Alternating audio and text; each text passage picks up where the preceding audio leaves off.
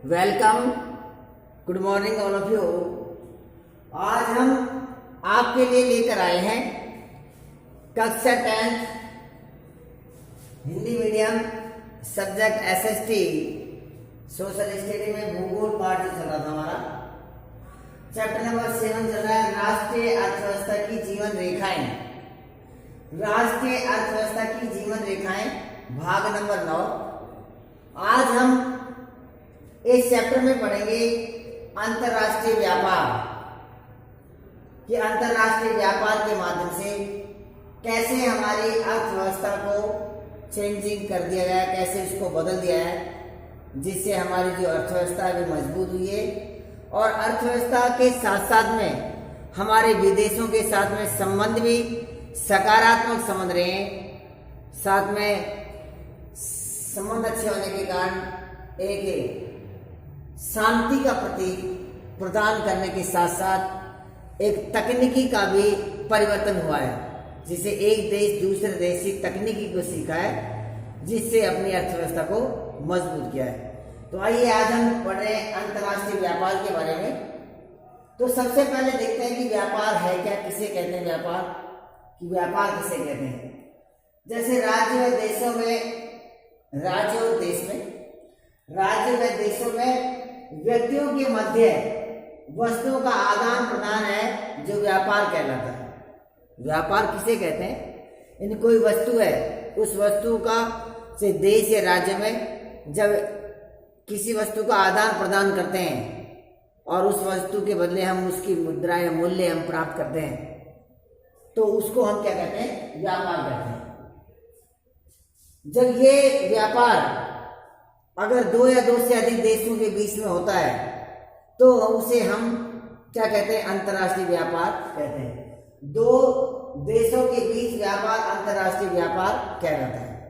यही व्यापार है जो वस्तुओं का जो आदान प्रदान है, जैसे दो या दो से अधिक देशों के बीच में होगा तो अंतर्राष्ट्रीय व्यापार होगा। जैसे भारत का व्यापार जैसे अमेरिका से, या भारत का व्यापार जैसे जापान से, जैसे भारत का व्यापार श्रीलंका से, या भारत का व्यापार जैसे अन्य देश से किसी से हो रहा है, तो हम उसे कहेंगे अंतर्राष्ट्रीय व्यापार। ये जो अंतर्राष्ट्रीय जो व्यापार है उसका अलग अलग माध्यम हो सकता है। समुद्री माध्यम भी हो सकता है, समुद्र के द्वारा भी कर सकते हैं, क्योंकि समुद्र जो मार्ग एक सस्ता मार्ग पड़ता है, जो परिवहन का एक सस्ता साधन है और लंबी दूरी के लिए भी उचित है समुद्री। तो ये जो व्यापार है समुद्री के द्वारा हो सकता है, स्थलीय मार्ग के द्वारा हो सकता है। स्थल मार्ग में हमारी सड़क मार्ग भी हो सकता है, सड़क मार्ग साथ हमारा रेल परिवहन भी हो सकता है, और रेल परिवहन के साथ साथ हमारा पाइपलाइन भी हो सकता है। इनके माध्यम से हम इसको व्यापार को कर सकते हैं। और वायु मार्ग है जो सबसे तेज गति से होने वाला व्यापार है, लेकिन ये सबसे महंगा है, क्योंकि जो वायु मार्ग है ये सबसे महंगा है, जबकि समुद्री मार्ग सबसे सस्ता है। तो इस प्रकार से जो व्यापार है समुद्र के द्वारा, समुद्री मार्गों के द्वारा, जिसमें नावें या पानी की जहाज के द्वारा, या स्थलीय मार्ग जिसमें सड़क परिवहन है, रेल परिवहन है, पाइपलाइन है, और वायु मार्ग के द्वारा हम व्यापार करते हैं। स्थानीय व्यापार, अगर हम देखते हैं स्थानीय व्यापार जिसे हम कहते हैं लोकल व्यापार होता है, तो स्थानीय व्यापार हो सकता है कि शहर, कस्बों या गांव हो सकता है। जैसे एक शहर से दूसरे शहर में, एक शहर से कस्बे में, कस्बे में, गांव में, शहर से गांव से शहर के बीच में, तो उसे हम स्थानीय व्यापार कहते हैं। इसके साथ में एक व्यापार होता है राज्य स्तरीय व्यापार। जब किसी एक राज्य का दूसरे राज्य से, या एक राज्य का दो या दो से अधिक राज्यों से व्यापार होता है, तो उसे हम राज्य स्तरीय व्यापार कहते हैं। जैसे राजस्थान का व्यापार माने पंजाब से, और राजस्थान का व्यापार पंजाब और हरियाणा से, या हम कह सकते हैं गुजरात का व्यापार हिमाचल प्रदेश से और उत्तराखंड से किया जा रहा है। तो इस प्रकार का जो व्यापार है, जो किसी एक देश की सीमाओं के भीतर उन राज्यों के बीच में जो व्यापार होता है, उसे हम राज्य स्तरीय व्यापार कह सकते हैं। राज्य स्तरीय व्यापार कैसे हैं, जो 2 या अधिक राज्यों के बीच में इस प्रकार का व्यापार किया जाता है। अंतर्राष्ट्रीय व्यापार आर्थिक वैभव का सूचक है, ये बिल्कुल ठीक है। जो हमारा अंतर्राष्ट्रीय व्यापार है, क्योंकि व्यापार से आर्थिक स्थिति मजबूत होती है, तो इसलिए अंतर्राष्ट्रीय जो व्यापार होगा तो किसी भी देश की जो आर्थिक स्थिति है वो मजबूत होगी, चाहे वह उसके स्थानीय लोगों की हो या राज्य स्तर पर हो, या राज्य स्तर पर होगी तो फिर उस देश के स्तर पर मजबूत होगी। तो अंतर्राष्ट्रीय व्यापार आर्थिक वैभव का सूचक है, क्योंकि इससे आर्थिक स्थिति मजबूत होती है।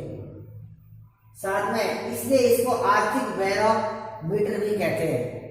इसलिए अंतर्राष्ट्रीय जो व्यापार है, अंतर्राष्ट्रीय व्यापार को आर्थिक बैरोमीटर के नाम से जाना जाता है, क्योंकि जैसे बैरोमीटर मापने का जो मापन क्रिया का एक यंत्र है, ऐसे ही व्यापार जो है, व्यापार किसी देश की अर्थव्यवस्था को मापने का काम करता है कि जब एक देश का दूसरे देश से व्यापार होगा, जिस देश को जिस सामान की आवश्यकता है उसको मिल जाएगा, और जो बेचने वाला सामान है उसको उसके बदले उसका मूल्य प्राप्त हो जाएगा, और साथ में जिस देश को जो आवश्यक सामग्री है उसको भी सामग्री मिल जाएगी। तो इसलिए दोनों का विकास होगा, तो उसे हम कहेंगे आर्थिक वैभव। आर्थिक वैभव निर्यात मूल्य आयात मूल्य से अधिक हो तो उसे अनुकूलन व्यापार या संतुलन व्यापार कहते हैं। जैसे निर्यात मूल्य आयात मूल्य से अधिक हो, जैसे किसी सामान को मंगा रहे, आयात कर रहे हैं, जैसे मान लो खाद्यान्न मंगा रहे हैं, तो आयात से कह रहा है कि निर्यात मूल्य, अगर हम भेज रहे हैं किसी माल को, मान लो हीरे जवाहरात भेज रहे हैं, तो जो भेजना जो निर्यात का जो सामान है वह अधिक हो, निर्यात मूल्य आयात मूल्य से अधिक हो। अगर भेजने वाला सामान हमारा आयात से अधिक होगा तो उसे हम अनुकूलन व्यापार या संतुलित व्यापार के नाम से जानेंगे। हम कहेंगे कि हमारा जो व्यापार है वो एक संतुलित व्यापार हो रहा है। कैसा हो रहा है? संतुलित, कि जो निर्यात करने वाला जो सामान है वह अधिक हो बजाय आयात की। लेकिन इसके विपरीत, जबकि इसके विपरीत अगर हम देखते हैं कि निर्यात मूल्य की अपेक्षा अधिक आयात करना हो, अगर किसी सामान का हम आयात अधिक कर रहे हैं, बार बार किसी सामान को मंगा रहे हैं, तो सामान ज्यादा मंगाएंगे तो हमारे देश की जो मुद्रा दिख जाएगी, क्योंकि उसको एक्सचेंज के उसके बदले में हमको पैसे भी तो देने पड़ेंगे। जैसे फॉर एग्जाम्पल हम किसी देश से खाद्यान्न मंगा रहे हैं, मान लीजिए, या मशीनरी, जैसे अमेरिका से कोई हम लो एस की जो मशीनरी मंगा रहे हैं, हम नई मशीनरी लेकर आ रहे हैं, तो मशीनरी का आयात ज्यादा से ज्यादा कर रहे हैं, तो ज्यादा मशीनरी करेंगे तो उसको पैसा भी ज्यादा पे करना होगा, तो पैसा ज्यादा पे करना होगा, तो इसलिए हमारा बैलेंस डगमगा जाएगा।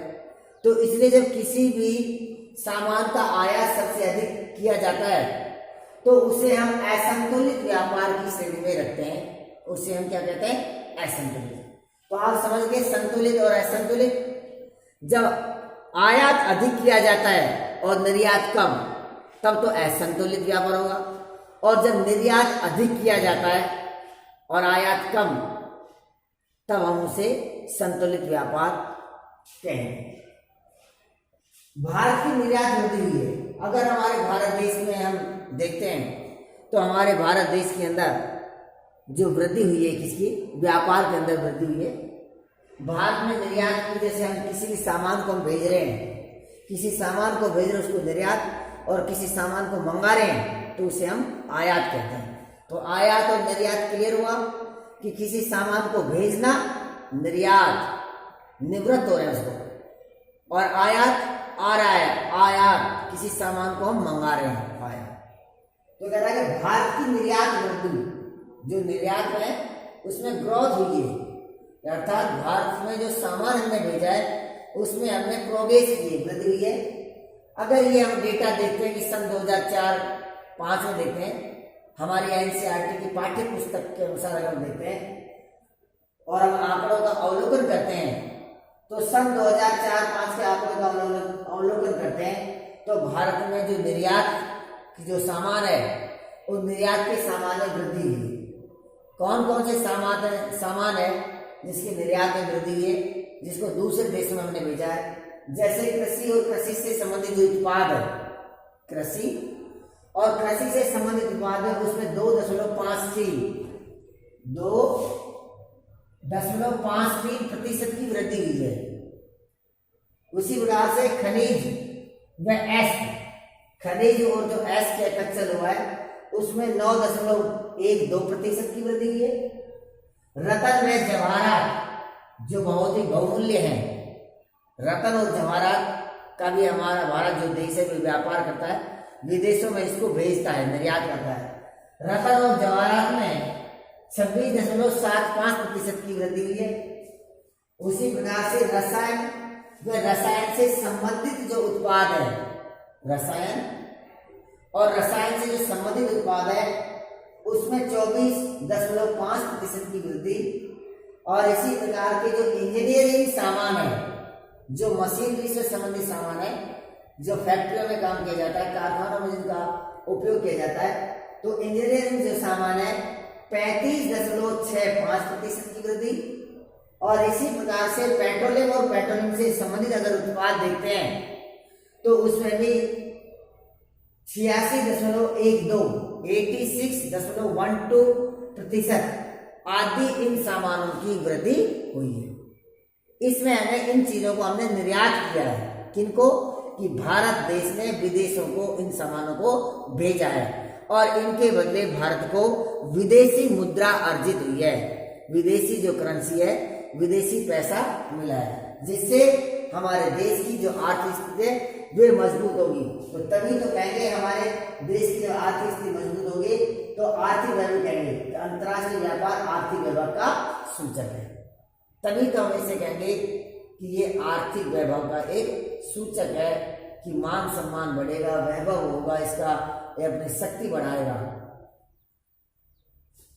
भारत में आयातित वस्तुओं में वृद्धि, ये नहीं है कि हमने सामान भेजने में तो वृद्धि की है, कि हमने अपने देश से जो वस्तु हमारे यहाँ बहुतायत की संख्या में है, उनका उत्पादन किया जाता है, उसको हम भेजते हैं, जिससे हम विदेशी मुद्रा अर्जित करते हैं।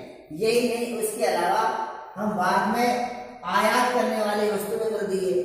काफी वस्तु ऐसी भी है जो विदेश से हमने मंगाई है, जो आयात किया है, तो आयात करने में भी हम पीछे नहीं है, आयात करने में भी हमारी वृद्धि हुई है। अर्थात पहले के बजाय हम और अधिक वस्तुओं का हमने उसकी डिमांड की है, मांग की है। आयातित वस्तु में अगर हम वृद्धि देखते हैं तो पेट्रोलियम तथा पेट्रोलियम जो उत्पाद है, पेट्रोलियम से संबंधित जो पेट्रोलियम उत्पाद है, उसका हमने 41.87%, 41.87 जो प्रतिशत है, उसको हमने आयात किया है। उसी प्रकार से मोती के बहुमूल्य जो रतन है, हम जबकि रतन और जवाहरात भेजते भी हैं तो कुछ दूसरे देशों से हम लेते भी हैं, मंगाते भी हैं, तो मोती और जो बहुमूल्य रतन है उसका हमने आयात किया है 29.26%, 29.26% जो परसेंटेज है, ये 29.26 जो परसेंटेज है, इसका हमने किसमें, मोती और बहुमूल्य जो रतन है उनको हमने आयात किया है। इसी प्रकार से अकार्बनिक रसायन है, जो कार्बनिक नहीं है, अकार्बनिक रसायन 29.39%, 29.39% इसको हमने आयात किया है। इसी प्रकार से कोयला, कोक और कोयला जो गोला है, उसका भी हमने 94.17%, 94.17% इसकी वृद्धि है।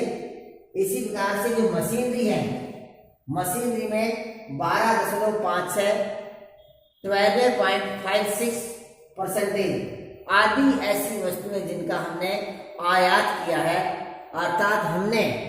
अर्थात भारत देश आयात और निर्यात दोनों में वृद्धि की है।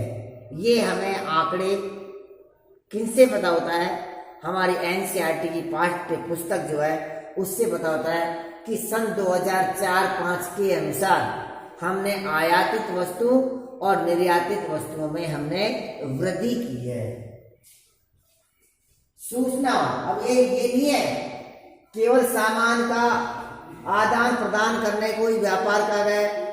एक देश से दूसरे देश में सामान का आदान प्रदान तो क्या है, सामान के आदान प्रदान के साथ साथ विदेशों से व्यापार करने से हमको और क्या फायदा मिला है, क्या हमें लाभ मिला है। इससे हमारी सूचनाओं और ज्ञान प्रौद्योगिकी का आदान प्रदान भी बढ़ा है। यानी एक दूसरे देश की जो प्रौद्योगिकी है, तकनीकी है, उस प्रौद्योगिकी का ज्ञान मिला है। जैसे मान लीजिए किसी विदेश में है, जैसे मान लीजिए कोई अलग कंट्री में कृषि करने का अलग तरीका है, अलग अलग वहाँ पर उपकरण है, तो हमारे देश ने उनको उपकरण को अपनाया, या हमारे देश का किसी देश ने अच्छा कोई तरीका अपनाया, अच्छा तरीका लगा तो उस देश ने अपनाया। इसी प्रकार से जैसे टेक्निकल है, जैसे कोई फैक्ट्रियों में कोई मशीनरी है, कम समय में अधिक उत्पादन करना, कम बिजली खर्च होना, तो इस प्रकार से हम कह सकते हैं जैसे तो नई नई तकनीकी का विकास हुआ है। जैसे अगर कृषि के अंदर देखते हैं, जैसे ग्रीन रिवोल्यूशन है, हरित क्रांति आई है। हरित क्रांति एक कृषि की एक नई तकनीकी थी, ये जिससे कम समय में अधिक उत्पादन किया जाए। नए नए बीज आए, इसमें नए नए खाद आए, कीटनाशक दवाइयाँ आई, जिससे किसान का जो खेती करने का एक मन बढ़ने लगा, क्योंकि खेती करने में इन्वेस्टमेंट करने लगा।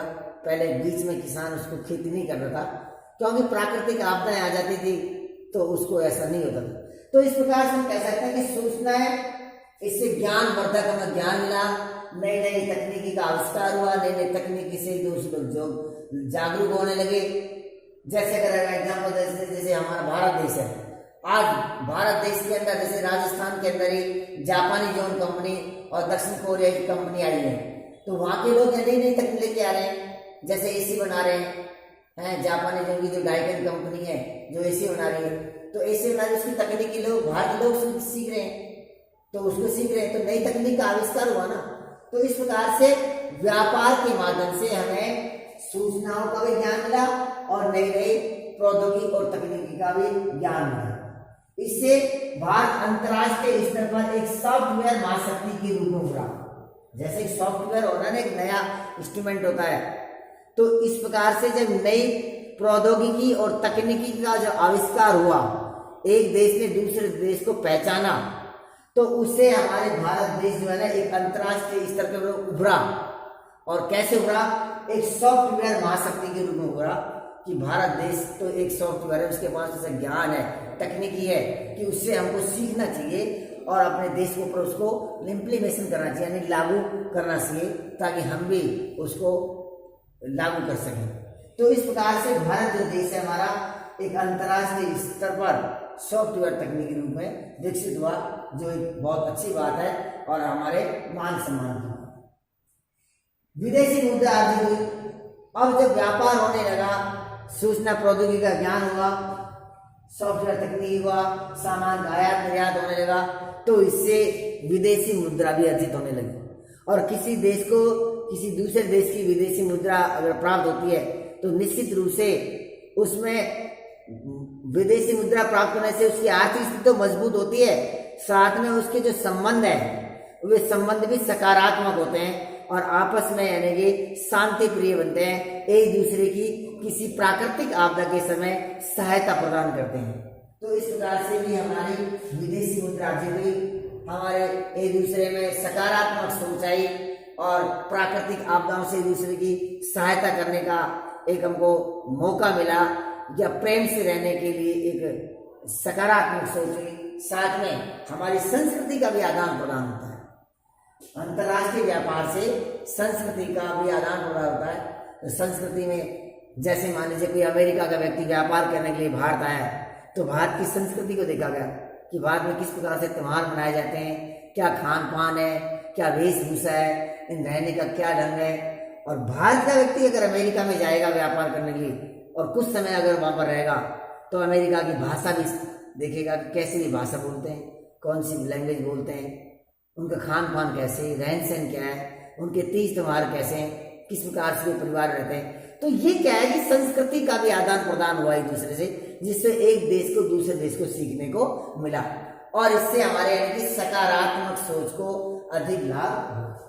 इसके साथ ही देखते हैं पर्यटन व्यापार के रूप में, जो हमारा एक पर्यटन है, ये पर्यटन भी एक व्यापार के रूप में देखते हैं। जो आज एक पर्यटन है जिसको हम टूरिस्ट कहते हैं, टूरिज्म कहते हैं, एक व्यापार के रूप में उभर रहा है। काफी लोग उसमें प्रत्यक्ष और अप्रत्यक्ष रूप से जुड़े हुए हैं। लोग अपना प्राकृतिक आनंद लेने के लिए एक व्यक्ति एक देश दूसरे देश में जाता है, एक राज्य का दूसरे राज्य में जाता है, स्थान में जाते हैं, घूमने के लिए जाते हैं, मनोरंजन करने के लिए जाते हैं, जिससे भी हमारी आर्थिक स्थिति मजबूत होती है। और इसने धीरे धीरे एक व्यापार का रूप ले लिया है। जैसे अगर पिछले 3 दशकों में देखते हैं, पिछले 3 दशक, एक दशक का मतलब 10 वर्ष, 10 वर्ष को हम एक दशक बोलते हैं। तो पिछले 3 दशक मतलब 3 दशक, तो एक दशक को 10 वर्ष, तो 3 दशक को 30 साल हो गए। तो पिछले 3 दशकों में वृद्धि हुई है। हमारे पिछले 3 दशकों अगर हम देखते हैं तो 30 साल को हम पीछे से देखते हैं तो हमारे जो पर्यटन के क्षेत्र में एक वृद्धि हुई है। अगर ये हम डेटा लेते हैं 2004-5 का देखते हैं, तो 2004 में देखते हैं तो 21,828 करोड़ विदेशी मुद्रा प्राप्त हुई। 21,828 21,828 जो करोड़ रुपए है वे हमें विदेशी मुद्रा, फॉरेन जो करेंसी है, वे हमें प्राप्त हुई। अब देखो, क्योंकि जब विदेशी कोई पर्यटक आएगा तो किस साधन से आएगा? हो सकता है ट्रेन से आए, एरोप्लेन से आए, या वह वाटरवे से, जल मार्ग से आए, किसी न किसी मार्ग से तो आएगा, तो उससे पैसे मिलेगा ट्रांसपोर्ट को। साथ में जिस देश में जिसमें घूमेगा वहां पर घूमने के लिए जैसे किसी को देखेगा उसकी टिकट भी लेगा, साथ में वहां पर खान पान भी करेगा, कुछ खरीद के भी लेके जाएगा वहां से। जितने भी वहां दुकानदार हैं वहां पर, जो मार्केट लगाए हुए हैं, शॉप लगाए हुए हैं, तो उनको भी बेनिफिट होगा। तो किसी न किसी रूप से तो लगभग 21,800 करोड़ रुपए हमें विदेशी मुद्रा प्राप्त हुई है। प्रत्येक वर्ष अगर हम ये आंकड़े देखते हैं तो प्रत्येक वर्ष हमारे देश में लगभग 26 लाख से भी अधिक विदेशी पर्यटक भारत आते हैं। अगर हम इस डाटा को देखते हैं, एक अवलोकन करते हैं, तो कहेंगे प्रत्येक वर्ष हमारे भारत देश में 26 लाख से भी अधिक विदेशी पर्यटक भारत देश में आते हैं। इतना शांति प्रिय और एक पर्यटन स्थल है हमारा भारत देश। विदेशों में अगर हम कल्पना करें तो हमारा जो भारत देश है सबसे सुंदर देश है, क्योंकि इसकी जो भौगोलिक स्थिति है बड़ी सुंदर है, क्योंकि 3 ओर से पानी से घिरा हुआ है और बहुत यहाँ पर दर्शनीय स्थल है। इसलिए विदेशी पर्यटकों को आकर्षित करता है हमारा भारत देश। लगभग 150 लाख से अधिक लोग, देखो 26 लाख लोग जो है, 26 लाख या इससे अधिक लाख विदेशी पर्यटक आते हैं प्रतिवर्ष। इसके साथ में लगभग 150 लाख लोगों से भी अधिक लोग इस उद्योग में प्रत्यक्ष या अप्रत्यक्ष रूप से, इस उद्योग में प्रत्यक्ष रूप से संलग्न इस कार्य में लगे हैं। लगभग 150 लोग से भी अधिक जो लोग हैं इस पर्यटन जो व्यापार है, जो पर्यटन जो क्षेत्र है, जो व्यापार के रूप में उभरा है, इसमें संलग्न है। इतने लोगों के यानी कि एक तरह से हम कह सकते हैं कि रोजगार मिला हुआ है। एक इतना बड़ा सेक्टर है जो एक व्यापार का रूप ले लिया है। साथ में हमारे जो पर्यटन की दृष्टि से इसका एक और सकारात्मक परिणाम आता है। उससे क्या है, उससे हमारी राष्ट्रीय एकता को प्रोत्साहन मिलता है। क्योंकि जैसे मैंने एक विदेश, जैसे अमेरिका का व्यक्ति और भारत में घूमने आया और भारत का लोग मैंने अमेरिका गया, तो उससे हमारी क्या सकारात्मक सोच बनती है, उससे हमारी यूनिटी बनती है। कहीं प्राकृतिक आपदा आ गई या किसी देश को हेल्प करना हुआ तो निश्चित रूप से एक देश दूसरे देश को सहायता करेगा। तो इससे क्या है कि राष्ट्रीय एकता को प्रोत्साहन मिलता है, हमारी राष्ट्रीय एकता मिलती है, उसकी प्रोत्साहन। और इससे क्या होता है, इसमें जो स्थानीय जो हस्तकला और जो हमारी संस्कृति है उसका भी आदान प्रदान होता है। जैसे हमारे भारत देश है, और भारत देश में भी जो जैसे हमारा राजस्थान है, वे हमारा राजस्थान में हस्तकला की दृष्टि से बड़ा ही एक महत्वपूर्ण है। अगर पूरे विश्व में देखते हैं तो राजस्थान का बड़ा एक बहुत महत्वपूर्ण स्थान है, अनूठा स्थान है हस्तकला के क्षेत्र में। इसलिए जो स्थानीय क्षेत्र में अगर हम हस्तकला का देखते हैं तो हस्तकला और जो संस्कृति है उस संस्कृति के अंदर भी इस उद्योग को यानी कि प्रोत्साहन मिलाया, इन उद्योगों को प्रश्रय देना चाहिए। क्यों? क्योंकि जो भी विदेशी पर्यटक आते हैं तो इन हस्तकलाओं के प्रति आकर्षित होते हैं, उनको खरीदते हैं, लेके जाते हैं और उससे हमें विदेशी मुद्रा मिलती है। इससे हमारा जो हस्तकला है, हस्तकला के जो कारीगर है वे और प्रोत्साहित होते हैं, उनका मन लगता है कि हाँ हमको अब और अच्छा बनाना चाहिए, इसको और अच्छा करना चाहिए, क्योंकि उनकी आर्थिक स्थिति भी मजबूत होती है। आर्थिक स्थिति मजबूत होती है साथ में, और उनकी इस कला का यानी कि प्रदर्शन विदेशों में भी किया जाता है। इसी प्रकार से अगर देखते हैं, एक एग्जाम्पल के रूप में देखते हैं कि हमारे भारत देश में कौन कौन से राज्य हैं जहां पर सबसे अधिक विदेशी पर्यटक आते हैं। जैसे राजस्थान है, राजस्थान है, गोवा है, राजस्थान है जैसे गोवा है, जिसे हम रंगीला राजस्थान के नाम से जाना जाता है कि रंगीला राजस्थान है। क्यों? क्योंकि उसमें ऐसी विविधता और एकता और ऐसा शांति प्रिय है कि बहुत ही अच्छे अच्छे पर्यटक स्थल है। किसी भी अगर एंगल से देखते हैं, चाहे संस्कृति की दृष्टि से देखते हैं, हम मंदिर की तरफ से देखते हैं, या हम प्राकृतिक सौंदर्य की दृष्टि से देखते हैं, तो एक विशेषता यानी कि स्पेशल विशेषता है राजस्थान की। इसी प्रकार से गोवा है, जैसे हमारा समुद्र तट के ऊपर है, जम्मू और कश्मीर है, जम्मू कश्मीर जो केसर की आगे घाटियां हैं हमारी बड़ी सुंदर है, जो विदेशी पर्यटक आते हैं। इसी प्रकार से दक्षिण भारत के बहुत से हमारे धार्मिक स्थान, मंदिर बने हुए, तीर्थ स्थान बने हुए, तो इन स्थानों को देखने के लिए जो विदेशी पर्यटक यहाँ आते हैं, तो इसलिए जो पर्यटन जो क्षेत्र है ना, वे भी एक व्यापार के रूप में उभरा है और एक व्यापार के रूप में बना है। तो ऐसे इसी प्रकार से हम कह सकते हैं कि जो पर्यटन है एक व्यापार रूप में उभरा है, जिससे हमें विदेशी मुद्रा भी मिली है, और विदेशी मुद्रा के साथ साथ बहुत से लोगों को रोजगार भी मिला है, और जिससे हमारी संस्कृति का आदान प्रदान हुआ है, हमें प्रोत्साहन मिला है, और साथ में कि हम कहते हैं सकारात्मक सोच को बदलिए। तो आज का हमारा ये टॉपिक था राष्ट्रीय अर्थव्यवस्था की जीवन रेखाओं का, कि अंतर्राष्ट्रीय व्यापार को लेकर, कि अंतर्राष्ट्रीय व्यापार क्या है, राज्य व्यापार क्या है, राज्य स्तरीय व्यापार, स्थानीय व्यापार, कौन कौन वस्तुओं का आदान आयात किया जाता है, किसका निर्यात किया जाता है, उसमें कितनी वृद्धि हुई, क्या हमको लाभ है, और इसका हमने अध्ययन किया। आपको ये वीडियो कैसी लगी? अगर आपको ये वीडियो अच्छी लगी तो आप इसको लाइक करना और शेयर करना, और कोई आपको डाउट्स और प्रॉब्लम हो तो आप मैसेज करना, आपकी हर प्रॉब्लम्स का सॉल्यूशन किया जाएगा, समाधान किया जाएगा। और आप and English school Satish Kumar के चैनल को सब्सक्राइब करना। Okay, thank you.